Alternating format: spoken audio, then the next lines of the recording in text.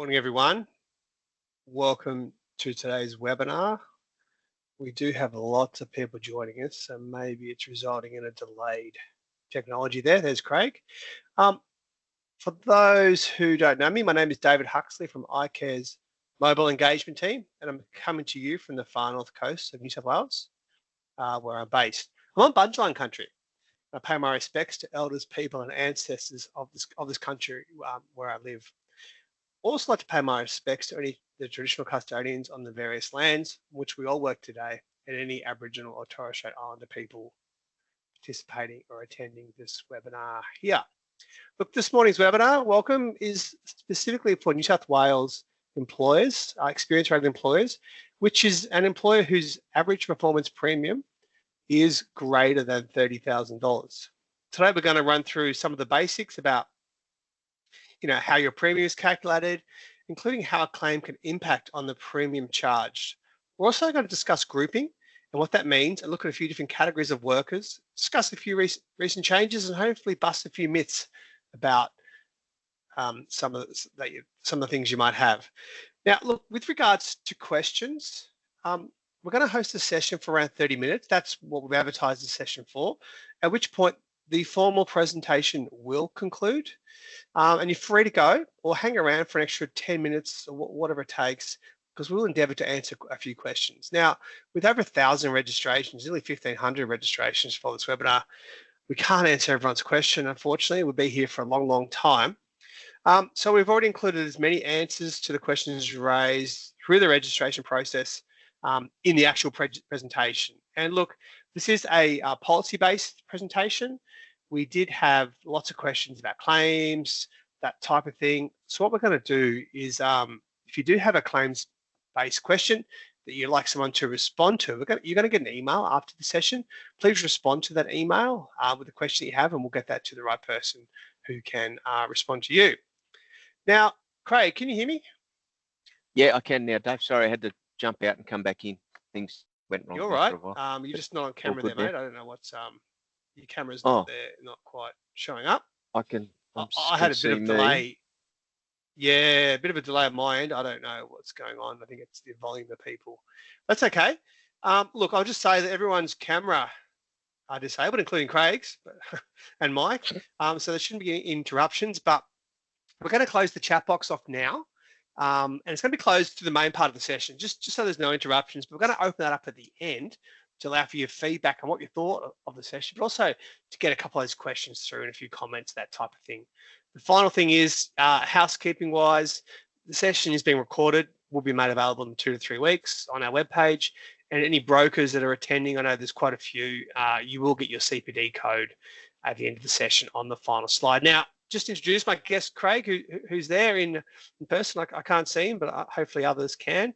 Look, Craig is the Manager of Premium Services at icare, and he's been working in the scheme for a long, long time, 31 years, I think we worked out, since 1993. And like Craig, like myself, Craig's a pretty keen surfer, and the waves I know are pumping this morning around the Central Coast where Craig lives. So he's got out of the wetsuit, he's jumped off the Big Barren, and he's here in time to join me this morning. Have you warmed up yet, Craig?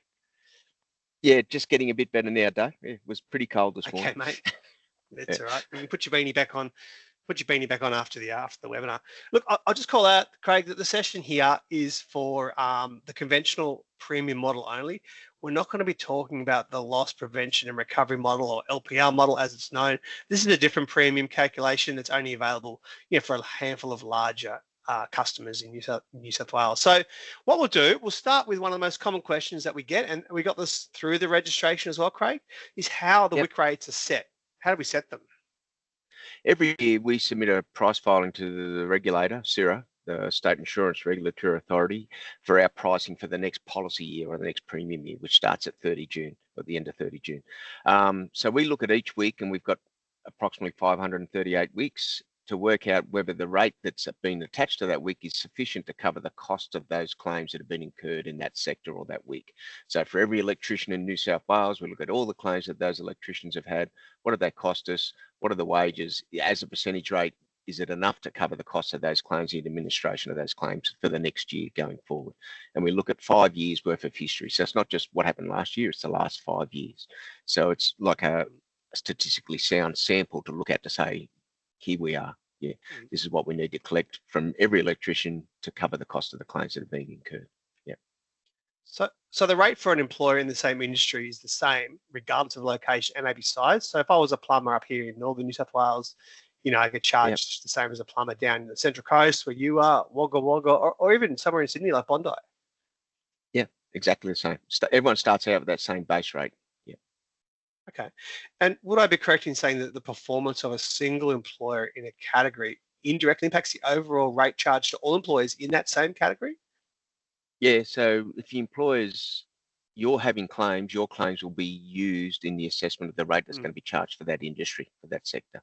The overall rate. And then, and then as an experience adjusted employer, your own claims will then impact, or you're not, if you don't have claims, will impact on your overall individual premium. And we're going to get into that, exactly what that looks like in a moment with a premium example there. So look, how do we apply a rate to a business? Many businesses have staff performing, different roles, activities, and these probably all vary in terms of different risk. We'll have a small mechanic workshop. They've got mechanics on the tools. They've probably got admin staff, who don't lift more than a pen or maybe the laptop or phone type of thing. So do we apply the same rate to the, can we apply a different rate to the mechanics and the admin staff? No, since 1987, we've been an industry-based scheme. So the WIC, and at the time, the tariff classification or the classification applied to your business is that which best describes your overall business activity. So if you're a motor mechanic, or that's what you are, that's the WIC you fall under. Everybody that works for you pays the same rate. You pay the same rate on their wages as what the mechanics WIC rate is. We don't have a separate declaration for clerical or admin staff or management staff or sales and marketing. It's an industry-based scheme that used to exist prior to 87, but it doesn't exist, hasn't existed now for whatever 87 is to now, nearly 50, coming up to 50 years. It's based purely on what your activity is. And those other activities such as admin and accounting and sales and marketing wouldn't be happening if you weren't a motor mechanic, or you weren't a widget manufacturer, or you weren't an electrician. They're just incidental activities to your overall business activity. Yeah. You can have a double WIC, 2 weeks if you're carrying on 2 separate and distinct business activities and they're not reliant upon each other. They're completely separate activities. You can have 2 weeks on your policy. Separate and distinct and are independent of each other. So, all right. Well, let's get into, this is an experience rated employer session. So, what if I experience a claim or a workplace injury in my workplace and I need to submit a workers' compensation claim? Will this increase the premium? Yeah, if you're an experience adjusted employer, it has the potential to, then we do the first base calculation, which is your wages times your industry rate, your WIC rate. So if you're then above 30,000, we then look at your history for your last 3 years. So what we looked at setting the rates is based on 5 years worth of claims history. If you're an experience adjusted employer, it's looked at what happened in the last 3 years. So if you've had no claims in those 3 years, your premium, your base premium will be reduced. But if you've had claims, your base premium will be increased depending on what those claims have cost us and what it is when we compare your performance rate to the scheme the scheme performance rate. Yes. And if it's worse than the scheme, you'll pay more premium. Yeah, we'll get into that calculation now with this example here. It's actually Craig's House Construction Proprietary Limited. Is that maybe named after yourself, Craig? Look, this can be quite tricky to explain on any given day, let alone over a webinar. So we've sort of broken it down as much as we can. Now, the first part of this, Craig, is what you've already referenced, which is to calculate that average performance premium, or APP, as you can see on the screen. Look, it's really simply the wages by the wages paid to staff against the the WIC rate for your industry. And the WIC rate for this business here is 4.17% for house construction, and the wages paid by this business is we've used $2.1 million in wages. So the average performance premium is $87,570. That's the basics of this. So given that they're above 30,000, they are an experience rated employer. So the next part of the calculation is to consider the employer's performance, as you've referenced. So what's this based on again, Craig? Do you want to run us through that? Those claims costs now, since we changed the premium form in 2015, are predominantly just the weekly benefits that were paid on any claims that you've had in that year. It used to be the overall claims cost plus the estimate of what we thought those claims would cost, but it's now pretty much just your weekly benefits. There are other factors that can come into it, but they don't very rarely get included. It's such as if you have a commutation of a claim or a whole person impairment payment. It's generally just the weekly benefits that are impacting on your claim. So that claims cost there, that $10,200, that would be we've paid in weekly benefits. Those claims, the actual claim cost could be somewhere in the vicinity of $20,000 or $30,000 if they've had medical treatment, have had an operation, etc. Okay, in the example here, we're using 3 years of claims costs, and you can see there was no claims in 2 of those years, just the one period of $10,200. And there's the average performance premium also across those 3 years. And I'll just bring up the new slide. And we're going to be using the figures highlighted in yellow in the totals box there on the screen. So what we do then, Craig, is we divide to get the individual claims, individual employers' claims performance or performance overall. We divide total claims cost by their total average performance premium history to get a measure of performance. And look, in this example, we've got the $10,200 in claims costs over 3 years, divided by that $80,000 figure in average performance premium for that same 3-year period, giving us a claims performance measure for the individual employer at 12.75%. You can see there on the screen also in pink. Now, the scheme performance measure, SPM, is currently set at 4.3%. That's the performance measure of all employers across the entire scheme. And this is for all employers who have, 36 months or 3 years worth of history. So the individual employer's performance at 12.75, when compared to the scheme performance measure 4.3, we can see that their performance is a fair bit higher than the scheme in terms that the performance is actually worse, 2.96 times higher or worse than scheme. So we do convert this to a percentage, and it comes out at 296.5%. I'm just going to add before we move on, this is some pretty complicated stuff, Craig. And what we're going to do, what we're doing is we're going to share these slides. We're going to share these slides with everyone to work through in their own time, and maybe it'll make a little more sense when people have these on the desktop or their phone. Anyway, so look, we've gone through that sort of comparison now, comparing an individual performance of an employer against the scheme. So what happens next? We know that this employer is performing worse than scheme. So what does that mean? So then we look at what adjustment that will have when a CPA table, or we call the claims performance adjustment table. So that's has a table of eight different categories that goes from 30 to 50,000, 50,000 to 100,000, and all the way up to $2 million plus. And then we have an adjustment factor down there in that table there. In this example, it's between 290 to 300%, and the CPA adjustment on your APP is 1.342. So your APP, your 87, I think it was 87,000 or 82,000 is multiplied by 1.32. So it increases your premium as a result of your claims. Yeah. Exactly. So to sort of summarize that all up, the individual employer's performance is compared to the scheme, and then we look at where they sit on the claims performance rate table, claims performance adjustment table, and they fit in category 2 because their premium value is between that 50 and 100,000. Each of those columns, the premium value is increasing all the way up to the $2 million. And then we look at their claims performance rate at 296%. We sort of marry them off where they meet in the middle there, and you've got that 1.342, which is the multiplier against their average performance or base premium to help us get to their final premium charged. All right. Look, I just want to add, Craig, we'll move on from the calculation itself. Can we just, just while you're there, Dave. There is a protection. There is a built-in protection for employers that are experience adjusted that their premium rate from 1 year to the next year cannot increase by more than 30% as a result of their own claims experience. So that's built into the system as well. Yep. Fantastic. Yeah, there is some protection in place. Because accidents do happen.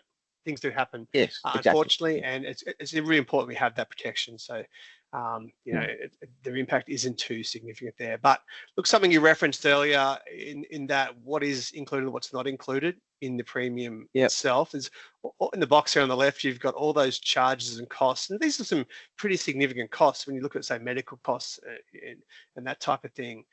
These are big costs which aren't included. They used to be back before 2015. But what is included is the box on the right hand side there. You know, the weekly and provisional weekly compensation payments. There is those permanent impairment costs and commutation and common law payments, but the predominant component is the weekly benefits.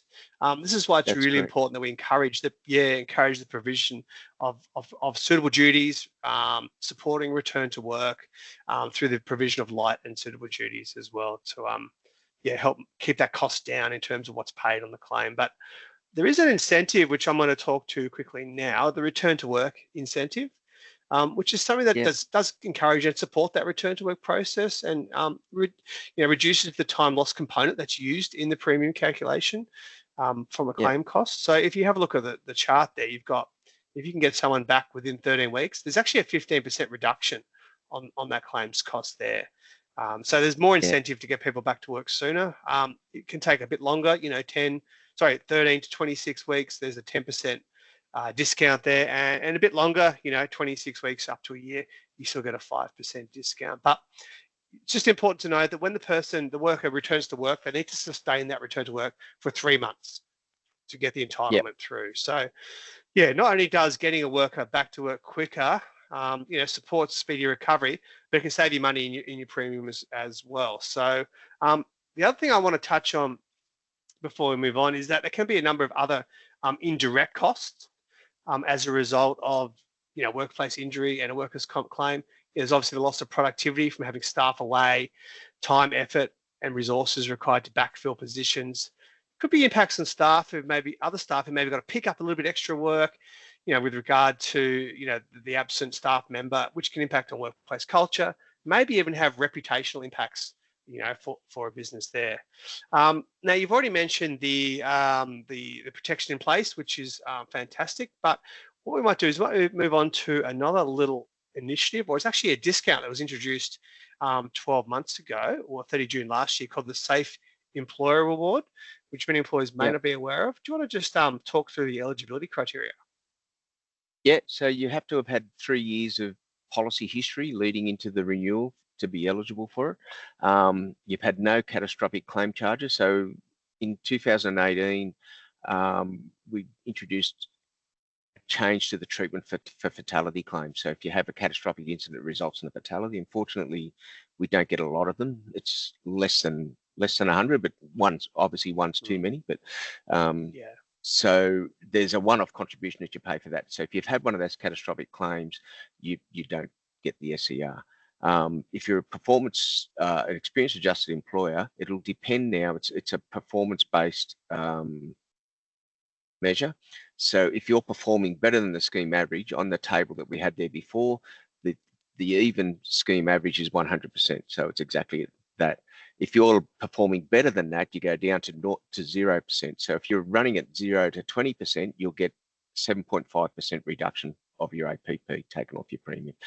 In the bands from 20 to 50, it's 5%, and in the bands from 50 to 100, it's 2.5%. And once you hit 100% or over, because it's performance-based and you're having claims to get over 100%, you don't get that Safe Employer Reward. Okay. So look, just another reason to support return to work, and have a good claims history, I suppose, there to obtain that Safe Employer Reward. And a lot of employees actually ask me, Craig, how do I get the discount? Where do I go? How do I ask for it? That type of thing. Well, it actually just comes through automatically on your paperwork. So just check your paperwork. It was introduced only less than 12 months ago. So check your renewal notice from the last year, and maybe the upcoming renewal notice that you might get through if you are a 30 June employer. So look, a lot of employers joining us today have asked us about grouping. And they may have their companies or their policies grouped for workers' compensation purposes. Do you want to explain what that means? Yeah, it was introduced just over 20 years ago as when we aligned our definition of wages with that for OSR, and wages employers are grouped for payroll tax purposes, and it's the same the same principles for what is used for OSR purposes to group an employer for payroll tax purposes. So if you've got a combined wages of greater than 750,000 and you're related, or you have the same share ownership, you have the same control, or it's greater than 50%, you'll be grouped for premium calculation purposes. So that may then, you may be 3 or 4 companies that have an APP less than 30,000, but as a group, if that's equals combined 120,000, you'll be subject to experience adjustment. If it's still below 30, you're still all small employers. So that's basically, there's common ownership, common directorship, shareholders, the whole lot. You're then grouped for premium calculation purposes. And in some cases, if you're a big employer and you're having no claims, you'll get a bigger discount on your premium in the CPA table, because you'll move into one of those higher categories. Before you're performing better than the scheme average, your premium reduction will be greater, consequently. But what if one of the employers in a group got, say, 4 or 5 group individual policy group members? If policy A has a claim, does that impact on policy B, C, D, and E? No, it only impacts on their own individual policy. It's just that grouping is used to determine what their group APP is and where they sit in the scheme, and then that policy for policy A, if it has claims, its adjustment will be on the CPA table the same way. But the rest are not impacted. Yeah. So the one thing that I'll just reference is, I've already mentioned, you're going to get a copy of the slides. There'll be an email that comes out as well, which I also referenced earlier. But you're going to get a link to the wages definition manual, and a lot of these more complex topics, grouping and working directives and how we treat certain payments and certain categories of workers are covered in that document. It's a pretty simple document to cover off on, which actually leads us to the next topic, which is also pretty technical and a little bit difficult, which is contractors. Because we had lots of questions. We had lots of questions actually through the registration process about true contractors, because sometimes, a contractor who you believe is a contractor could be a deemed worker for the purposes of New South Wales workers' comp. So what this means is that sometimes a contractor may be covered under a policy, even if they are a sole trader and have their own ABN number. This also means that the employer who's contracting that subby in will need to declare payments on their policy. Now, it's not always black and white, is it, Craig, or clear cut? So do you want to explain? Not. Yeah, when a deemed worker, well, the difference between a true contractor and a deemed worker. Yeah. A normal worker, or who would be, you can have a sole trader that has an ABN, but if they're still just working solely for you and under your direction, and you tell them what to do, when to do it, how to do it, you provide the materials and the tools for which they have to do the job. They're paid on a time basis. They work exclusively for you, and you pay them an hourly rate, or you pay them a weekly rate. They're more than likely going to be a deemed worker, and the deemed provisions under the Workplace Injury Management Act in 1998 and Schedule 1 will deem them to be a worker. A contractor is more than likely to be someone who, they may still be a sole trader and have an ABN, but they just don't work solely for you. You'll ask them, "Oh, I need a job done, Dave. It's tiling over there," and you give the employer a quote, and it's an all-inclusive quote. So you'll say, you'll work it out for yourself. "Oh, I think it's going to take me 60 hours. I'm going to buy the tiles. I'm going to have to buy glue. I'm going to have to buy grout. I'm going to have to do this. Here's a price." That's what it is. And you pay I as engaged you. That's, "Yep, thanks, Dave. That's good. I'll take a quote. When can you do the job?" As opposed to, "You're doing it next week and I want the tiles laid this way and I want the tiles done that way." You'll come in and you'll do the job at your time, at your expense, and you'll collect your overall quote money rather than being paid so much per day or so much per week. So that's how that would work. You could also say, "Okay, thanks, Craig, I've got the job. I'll send the team around tomorrow, or I'll send the apprentice around to get started." So you can sublet the work, or you can do the work yourself, or you can use your apprentice. You can do that. You provide your own tools, your own materials to do the job. You're more than likely to be a contractor, and you're advertising your services. You work for lots of other people. You might be running 4 or 5 jobs as a tiler at the same time as you're working for me. You've got 3 or 4 other jobs on the go, using a team of other people as well to do the work. You're more than likely to be a contractor, and you'll need to have your own workers' compensation policy, because you're employing other people and paying other people to do work for you.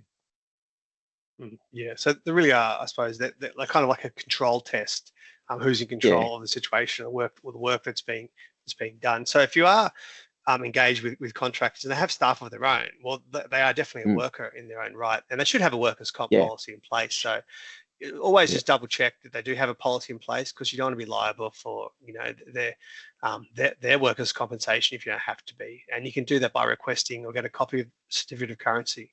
But if in doubt, we always encourage you to contact the team. These are some complicated technical areas. The number for that, and we'll put that on the final slide, is 134422. Talk to the team. You can also send a chat message through our website as well to get someone to contact you with regard to some of those more difficult things. So look, we've had a look at the impact a moment ago of a claim on an experience rated employer's premium. So many employers do ask me over the years, how can we reduce some of these impacts? And look, things I talk about include supporting a safety culture in your workplace. Don't just involve management or supervisors in that kind of safety talks. Include staff from the front line, staff that are actually physically doing the work, and ask them, what task is making your job difficult? Find out what it is that they're doing and what you can do to improve that. We always encourage report workplace injuries. So it is a claim as soon as you possibly can.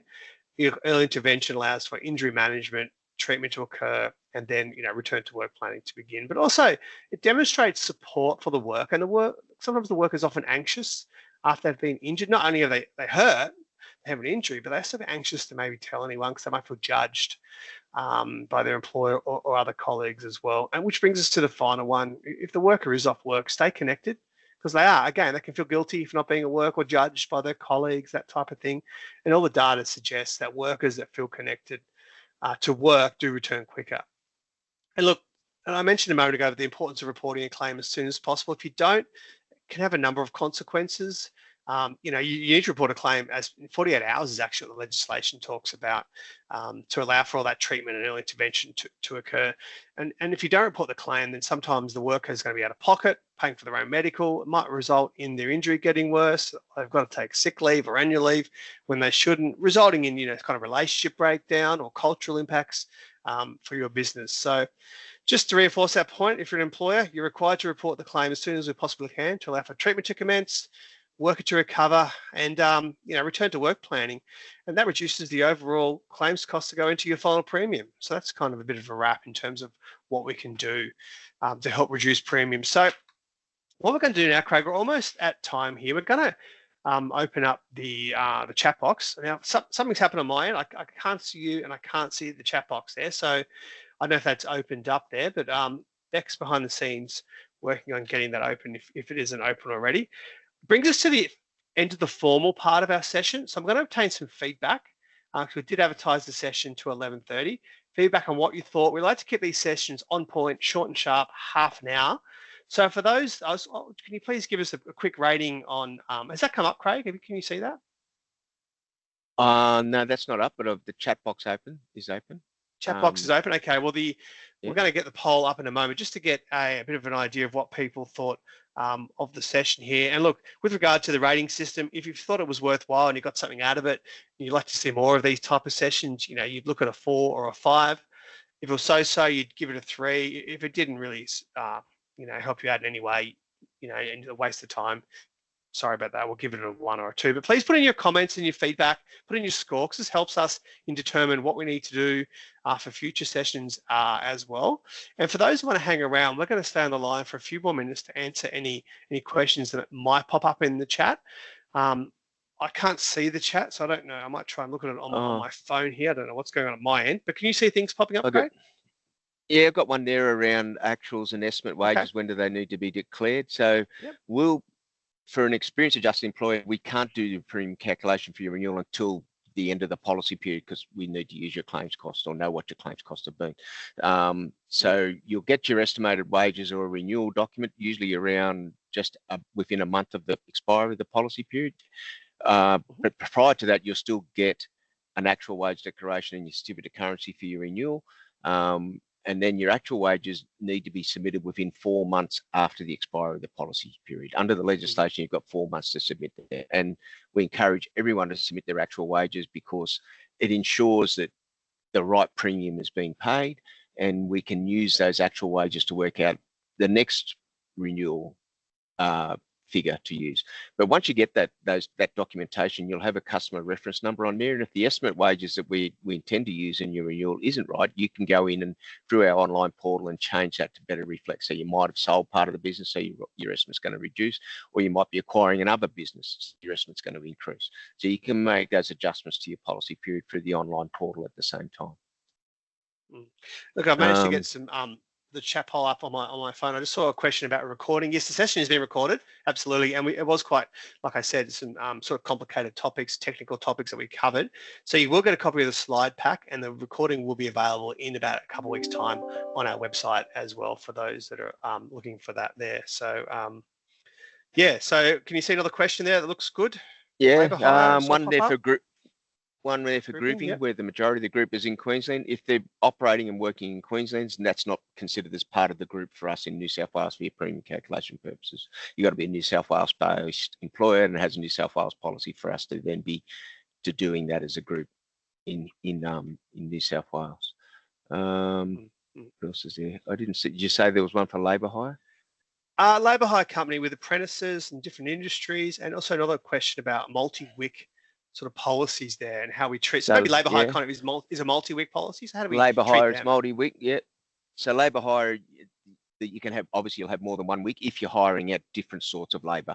So you let's just deal with construction. So you might hire out electricians, you might hire out plumbers, you might hire out carpenters, and so on. So it's based on the trade or the occupation of the person you're hiring out as a labour hire, because that's the risk they're being engaged to perform. So you can have multiple WICs as a labour hire company. So that's how we deal with labour hire, and they can have 20 or more WICs at any point in time, and they move between that because yes. Question here around working directors and the like. I mean, we need to look at that on individual circumstances, but generally if a director is working in the business and getting paid a regular kind of payment, that would be included. Yep. But you're going to get the wage definition manual sent to you. Yeah, it covers all that. If they're performing kind of that on its own merit. Yep. Directors' fees are normally paid to non-working directors that are doing that sort of attending the AGM, doing the directional guidance of a big company, as opposed to a director who's performing normal employee duties. That they might be on site, you might be the director of your own company, but you're spending your time on the tools on site doing, normal employee duties in addition to being a director. So you have to, weigh that up, because if you are a working director, you'll be covered under the company's policy, because to be a director, it's got to be a PTY Ltd company.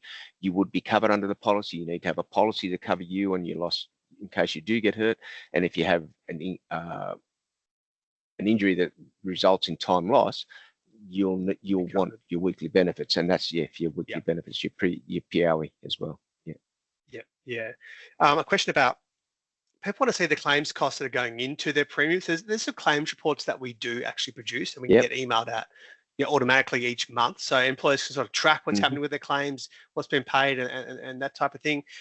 What I suggest that you do is contact the team on the number 134422, or you're going to get, like I said, an email. Send us an email with your information, your policy number and your policy name, and we'll pass that on to the team who can set you up on that claims reporting as well. Question, we are going to share the presentation. It's going to go out in an email there. Look, there's lots of questions about claims here. Again, this was I suppose a policy session. Yeah, is something you can see you can answer, Craig? Or? One there about only weekly benefits. Well, there's the slide there that you had earlier had the components of what costs of a claim will impact. So that's for earner, ERNA. That was their question around what specifically affects the premium calculation. So that had it, the weekly if there's weekly benefits paid, if there's a commutation, if there's a Section 66 payment, etc. Those sorts of payments are the only ones. All the medical and legal and rehab and costs don't impact, because we're encouraging people to get treatment and get back to work as quick as possible. And if that happens, your weekly benefits don't get blown out, and that reduces the impact on your premium as well. A few questions, people asking about their claim service provider. They're not getting responses. They want to escalate some matters in terms of, what's happening, or find out what's happening on a claim, and they're not getting that service. Look, we always encourage you to the first point of contact is the team leader. which is the person over and above, the case manager who may be managing those particular individual claims.